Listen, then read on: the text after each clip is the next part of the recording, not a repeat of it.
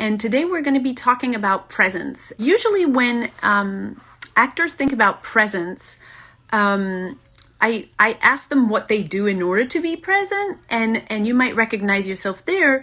A lot of actors are, in order to be present, they're trying to repress the fear, the anxiety of the audition, or whatever's happening on set. They're trying not to get affected by what is happening. They're trying not to have a certain type of feeling and a certain type of emotion.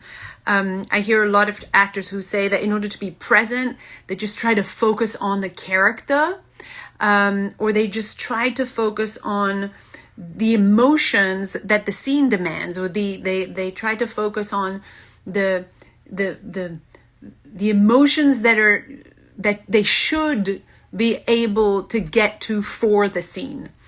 And what's going to happen when you try to access your presence by trying things is it's going to be painful. It's going to be a lot of hard work. It's going to be about trying and pushing and trying to get somewhere in order to achieve a result, right? So if your way to presence is coming into a scene, and even before the scene, trying to kind of fix yourself, repress your scary feelings, to try to be present. And when you're in the scene, whether it's an audition or whether you're on set or on stage, you're working on your presence in order for you to be present. I'm not sure if you're starting to hear what's happening, but you're not present, right? You're trying to come off a certain way. You're trying to look good.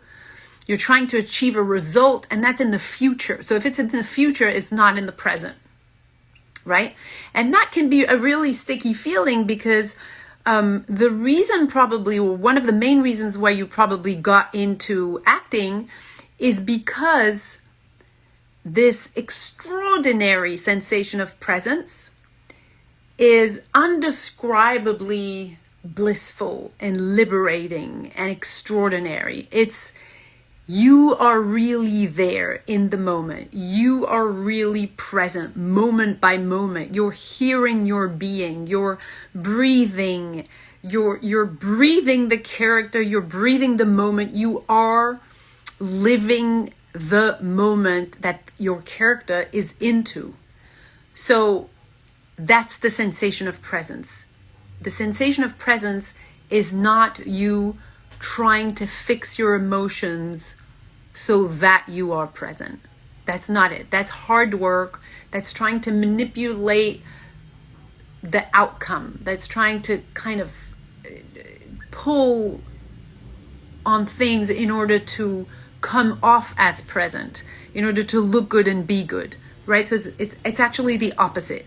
If you're efforting in order to be present, red flag, you are the opposite of present. Because the news flash already, of course, is that you're already and always present. Being present is what you always are. You cannot not be present. It's everything that you do on top of your presence, everything that you're trying to manipulate, that makes you non-present. So take a child, for example. A child is always present in the moment until a certain age. I would say until 4 to 5 years old, when the conditioning, the programming, the school system starts to make them believe and think with authority that they should behave a certain way in order to be loved, appreciated, to stay safe, to be valued. Then the child starts losing their presence and instead switches it for, okay, I'm going to do what you demand of me so that I get the protection and the validation and the love in return, right?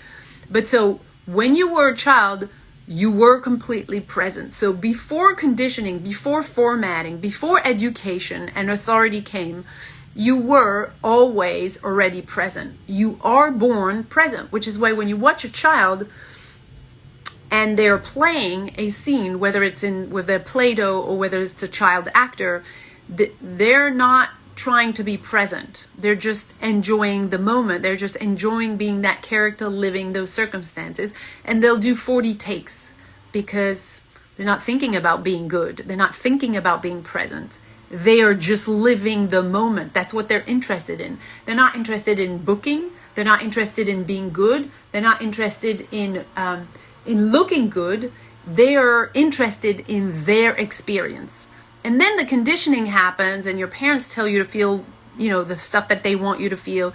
And school tells you to behave and think and be who they want you to be. And then you walk away from that desire to just live the moment, right? And you become a certain little identity that fits, that works for others, that pleases, that knows how to behave good. And so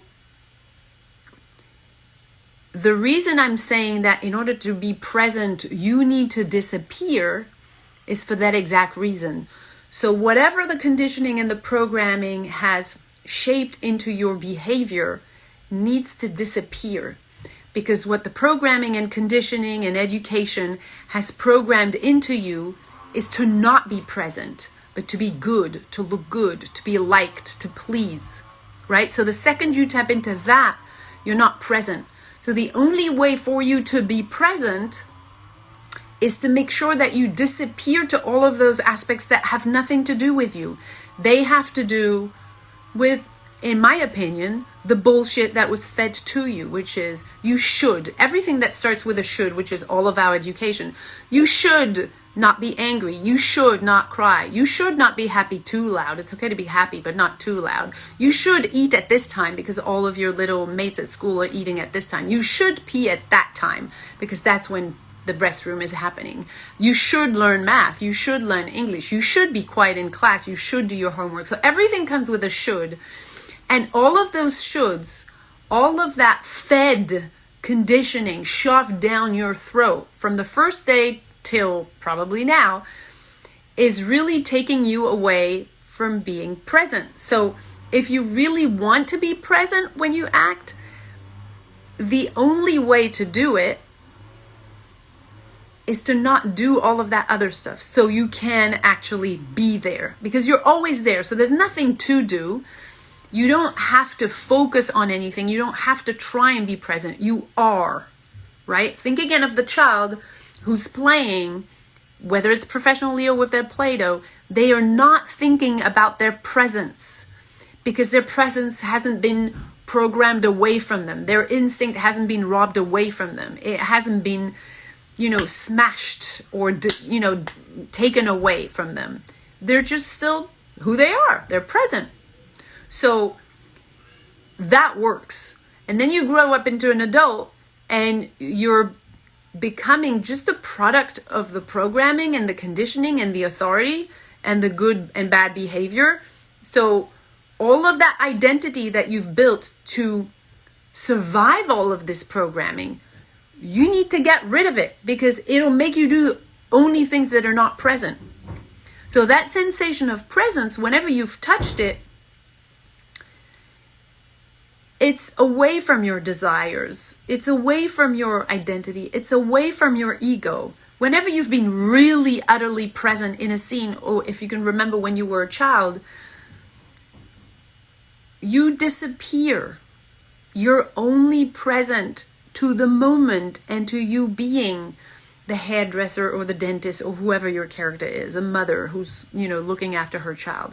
You are doing that thing. So your ego, your identity cannot be there. You need to disappear that.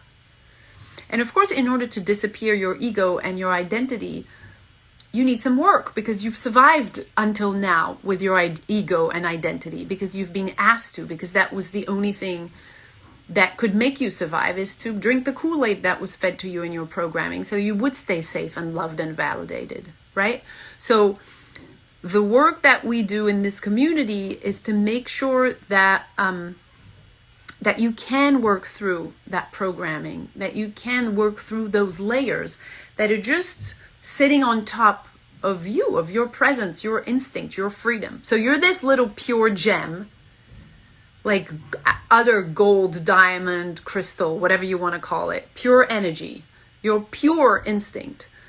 And then what's sprayed on you from the first day on is the conditioning, is the programming, is all of that resisting what's really extraordinary, right? So the work that we do in our community to go back to instinct and freedom and presence is to actually work through those layers that are just covering your presence. So we work through them, we undo them, we unlearn them. So we don't teach you anything. We make sure that you unlearn all the shit that's been sprayed on your gold so that you can just be the gold again. We can't teach you the gold. You are gold. Every single one of you is gold. It's just that there's a bunch of sprayed shit on you.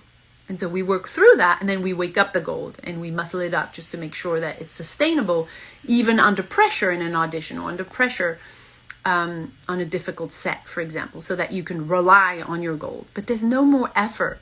There's no more trying. There's no more focusing. There's no more repressing. Presence is just who you are. So if this is interesting to you guys, let us know in the comments. You can type reset and we will send you some information and some free resources to start with to see if this work makes sense for you. And yeah, that's it. All right. Thank you guys. Bye.